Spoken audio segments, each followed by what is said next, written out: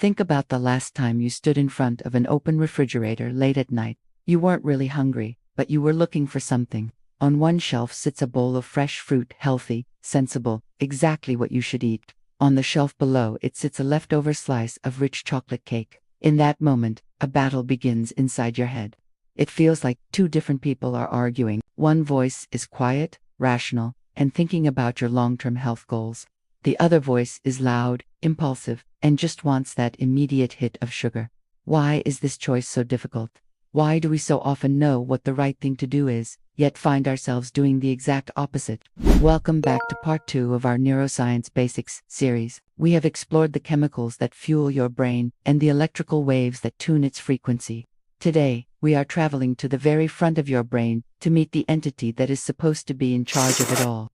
We are talking about topic 18, the prefrontal cortex and decision-making. If your brain were a giant corporation, the prefrontal cortex, or PFC for short, would be the chief executive officer, the CEO. It is located right behind your forehead, sits over your eyes, and covers the front part of the brain. In evolutionary terms, this is the newest piece of equipment we have.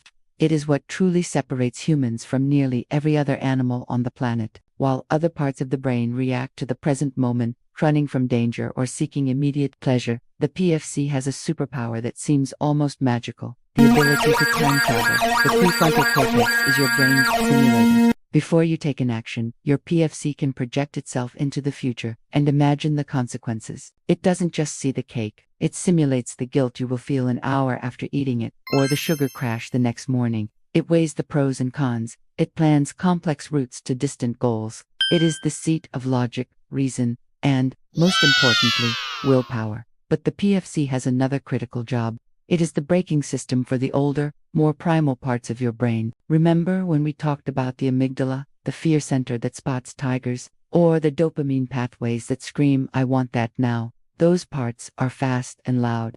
The PFC's job is to step in like a responsible adult and say, "Hold on, let's think about this first." Every time you stop yourself from saying something angry in a meeting, or every time you choose the gym over the couch, that is your PFC applying the brakes. So, if we have this incredible, sophisticated CEO in our heads, why do we still make so many bad decisions? Why do we procrastinate? Why do we snap at our loved ones when we are tired? Here is the uncomfortable truth about the prefrontal cortex. It is incredibly powerful, but it is also incredibly fragile and energy expensive. Think of your PFC like a muscle. If you go to the gym and do heavy bicep curls for an hour, your arms will eventually fail. They just won't lift the weight anymore. The same thing happens to your PFC. Every single decision you make throughout the day drains its energy reserves. Should I wear the blue shirt or the white shirt? Should I answer this email now or later? What should I have for lunch? These seem like small things, but by 5 p.m., you may have made thousands of these micro decisions. This leads to a state called decision fatigue. By the end of a long, stressful day, your CEO is exhausted. It has left the building.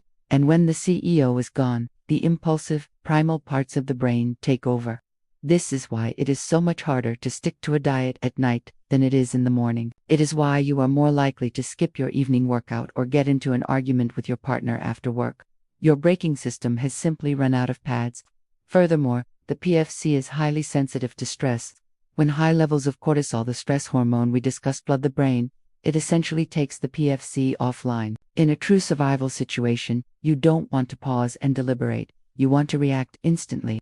So, biology shuts down the slow, thoughtful PFC to let the fast, reactive amygdala take control. The problem, of course, is that we are chronically stressed by things that aren't life-threatening, meaning our wisest decision-maker is frequently knocked unconscious. Understanding this changes how we live our lives. It means we need to stop treating willpower as a character trait and start treating it as a limited biological resource.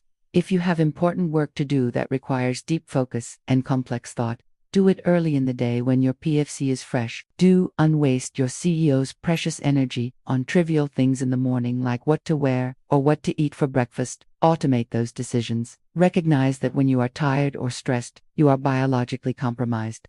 That is not the time to have a serious relationship talk or make a major financial purchase.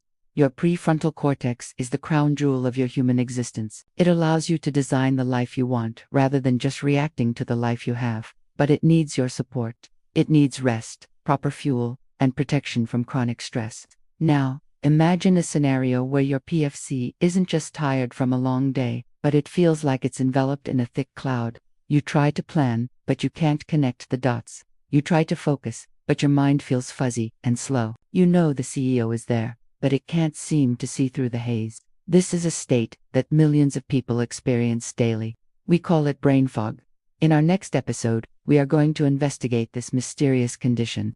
We will move to part 2, topic 19, why brain fog happens. We will look at the biological causes behind that fuzzy, sluggish feeling that prevents you from thinking clearly. For now, treat your CEO with respect, give it a rest when it's tired, and the next time you face that chocolate cake late at night, be kind to yourself. It's been a long day for your prefrontal cortex. Thank you for listening, and see you in the next video.